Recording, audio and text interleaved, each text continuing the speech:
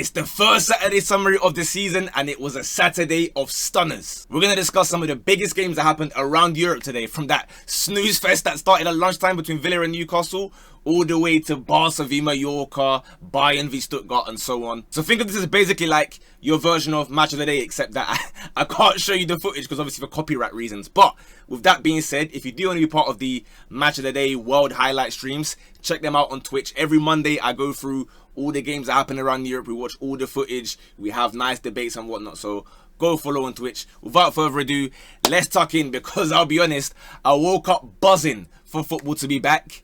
And Villa v Newcastle, they sent me back to sleep, bro. I'm not going to spend long on them because we got to talk about Spurs, Man City, Barca, etc. This game finished 0-0. It was terrible. Elanga was missing chances. Lethal Bizzo was making saves. Aston Villa barely registered a shot. They got a red card to Konza, but again, look, I don't even know how the ref managed to find 6 minutes to add on to the game, because if it was me, 90 minutes, blow the whistle, let's all go home. Now the real games begin. We go to Spurs, who beat Burnley 3-0. When I was putting Kudus high up in my list of the best signings of the summer, they laughed at me. They said, you silly Ghanaian, I bet you just picked him because he likes boiled eggs too. He may love boiled eggs, but more importantly, this is a fantastic footballer. It baffles me that guys were not seeing it. Like, yeah, he was at a shocking West Ham, like I hear it. But all you got to do is watch the game with your eyes. Stop looking at the Excel spreadsheet to count your GA or whatever. Look at how he plays, bro. The way he receives the ball. The way he uses his strength to just bat guys off like they're, mosquitoes. The way he will dribble. That little flick he did. We'll get onto that, because first and foremost, he puts in a lovely ball to Richarlison, R9 if you will, to make it 1-0. And look, again, people will say, yeah, it's only Burnley, but I want to remind you, this same two-man step. Remember I was telling you against PSG, bro, Richarlison was moving like Jan Koller them times. He's doing the same thing. I don't know what's got into him, but this little partnership there, what is Thomas cooking? And if you thought that goal was nice, well, they ran it back. This time, Kudus whips it in, and Richarlison does a bicycle kick that gave everyone flashbacks to the same one he scored v Serbia back in 2022. For those of us who remember. If you do remember, make sure you subscribe, because shameless plug, but I'm on the road to 100k, yeah? Them subs ain't going to make themselves, so if you're enjoying, you know what to do. Another player who carried on his form from the PSG game into this one here against Burnley was Pape Sarr. Fair play, man. Fair play. This guy is a baller. He found Brennan Johnson for the third goal to make it 3-0. Whitewash. And to be honest with you, it was deserved. Burnley, they got in behind a few times, but Mickey van der Ven, someone that's maybe too fast for his own hamstring sometimes. This time his hamstring survived. He got back with them crazy recovery tackles, so fair play to him. But let's be honest, this was the Kudus show. From when in the morning I'm seeing the West Ham fans, they're carrying their flag saying it's not Kudus, it's Judus, and they put like a snake there or whatever. The West Ham fans were telling me, oh, we don't need Kudus, we're not going to miss Kudus. You lost 3-0 to Sunderland. Sunderland Nation though, huh? Look, I'm not going to get too carried away because, again, it's game one. I predict them to not get relegated. So, obviously, they're going to be rocking and whatnot. Stadium of Light is going to be amped up for the first game. So, maybe they fall off. But if today's anything to go by, they will be staying up. And hopefully, I will be correct. They got the first goal through Mayenda, a great header. If you remember him from the Randy Orton celebration at Wembley. He done a little cold thing there. It was a bit like the Pogba celebration where everyone just does that together. It was very cold. But then an even more iconic header came from Dan Ballard, who we know during the playoffs scored that iconic header as well. He made it 2-0. The Black Cats were in dreamland. Everyone was buzzing.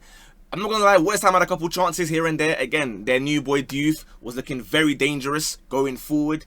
Defensively, because he's more of like a wing back, he could sort of be got at, and they were finding gaps in behind. But going forward, he was unlucky to not get a goal or two with some crazy last minute blocks and saves and that.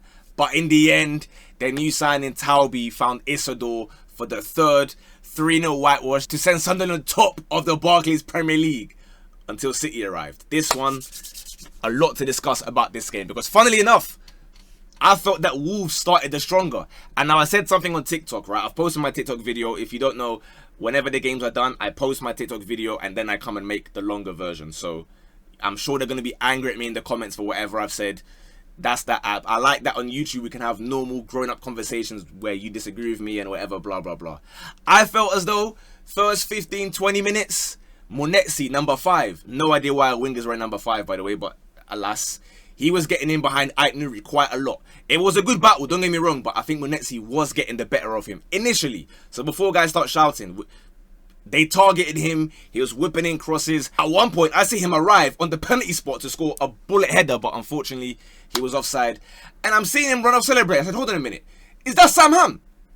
Is that Sam Ham celebrating for Wolves? The likeliness is uncanny. But as I said, offside. And look, you know how football is, especially in the Premier League. If you don't take your chances, you will get punished. Because Ait Nuri started to adjust to what was happening. Said, okay, cool.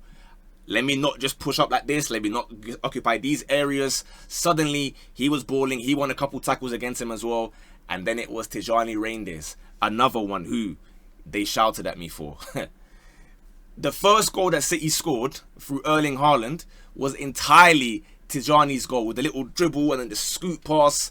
But then he doesn't get a goal. He doesn't get an assist for that. It doesn't show up on your Microsoft Excel spreadsheet. So when you start talking about football games, make sure you've watched them, because had the game ended 1-0, people might have said, oh, he didn't do nothing, blah, blah, blah, blah, blah. It was him. Luckily enough, though, however, the second goal, he was fully involved. In fact, he was the one that scored the goal. Oscar Bob runs through. Oscar Bob, by the way, this guy, I mean, we've known it since, what was it, like the Newcastle game, even before that, to be honest with you, time ago, before the injury. This guy's a phenomenal talent. It's so sad that he doesn't pass the name test. Like, you can't have Peter Drury screaming, Bob! Like, do you know what I mean? Martin Tyler, and it's Bob! We got to give it like Bobadona, Bob Bossaldino, or something like that. We need to, you know, je ne sais quoi his name a little bit, because he's too techie. Honestly, the dribbles he was doing in the box, I was gobsmacked. But alas, 2-0, Haaland gets the third. How does that happen? Tijani Reindeers again. This time another steaming run through the middle, cuts it back like a little reverse pass when people are thinking he might shoot from a tight angle here. Haaland, lovely finish to finesse it. I say lovely finish. The keeper should be saving it, but I don't want to nitpick too much. So that's a lovely goal. 3-0 whitewash. Game over. TV off. Shirky on. TV back on. This is what I wanted to see. I want to watch guys like Shirky play football. He makes you excited to watch Manchester City. And lo and behold, within 8 minutes, outside the box, right foot, banger. Another one who they said, I'm only rating him because he's my buddy and we got cool pictures together. If that's what you think, that's okay. I know Liverpool fans, they hate on him because there's the Verts convo and the Shirky convo. I mean, if that isn't to be a debate to be had for the upcoming years, certainly after round 1, it's definitely all Verts, because this guy is showing that his watch is definitely real. Lovely finish. Really happy for him. 4-0. City go top of the league. And a quick side note, Ryan Shirky's old mate, Mikhail Tadze, scored a lovely goal. Well, I say lovely goal, to be fair. It was mostly Malik Fofana.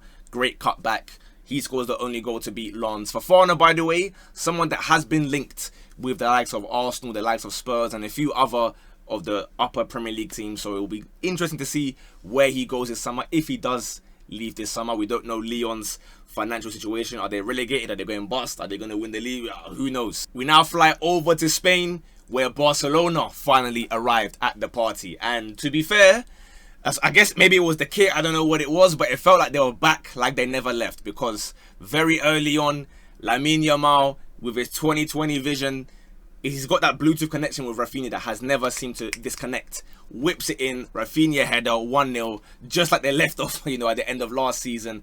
Then Ferran Torres, there was a bit of like pinball where the ball's bouncing around. Nobody really has any control of the ball on like the edge of the D. Ferran says, do you know what? Nah, forget this. Bangs it.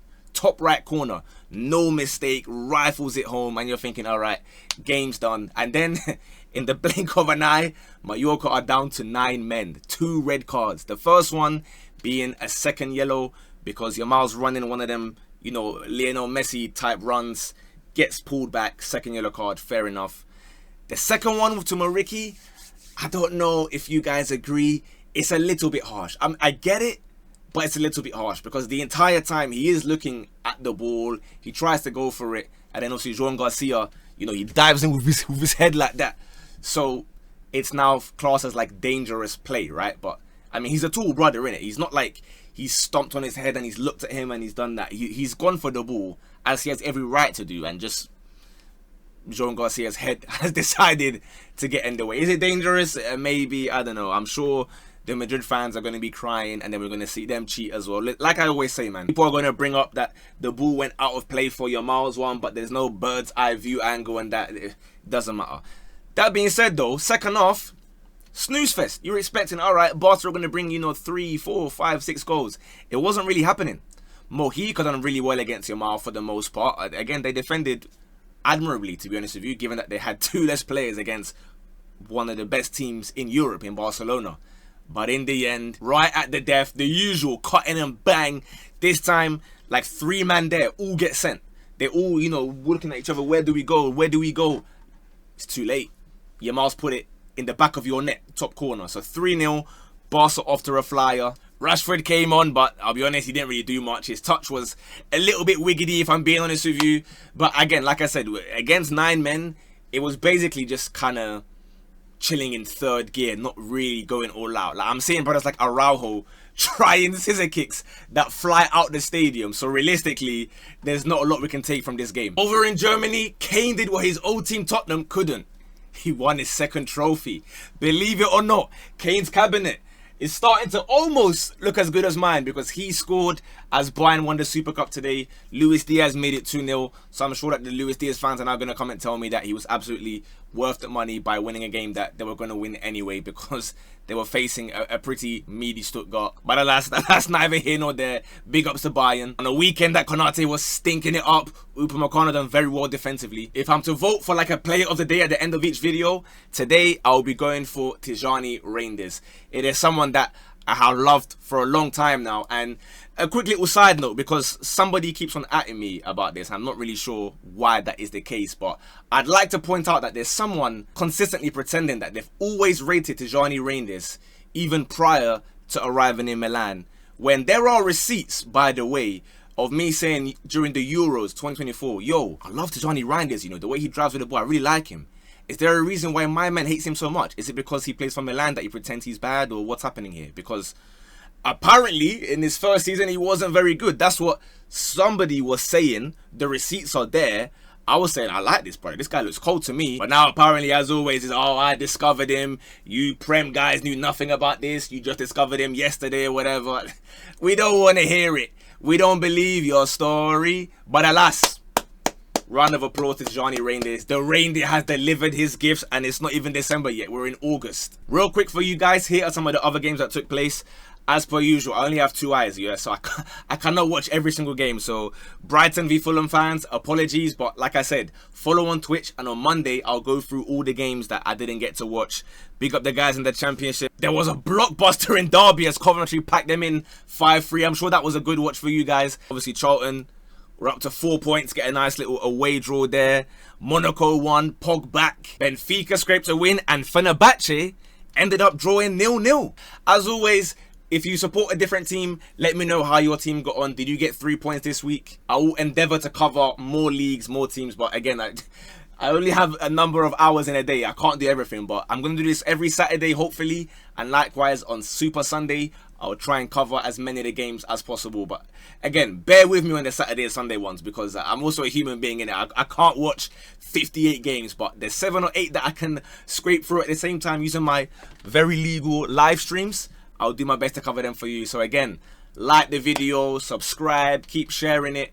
Comment who your player of the day was. Comment who your flop of the day was as well. All the big teams won today, so there wasn't really any flops per se. But I'm sure there will be tomorrow, because we have a very, very big game. Manchester United v Arsenal. I'll see you in a bit. Bosh.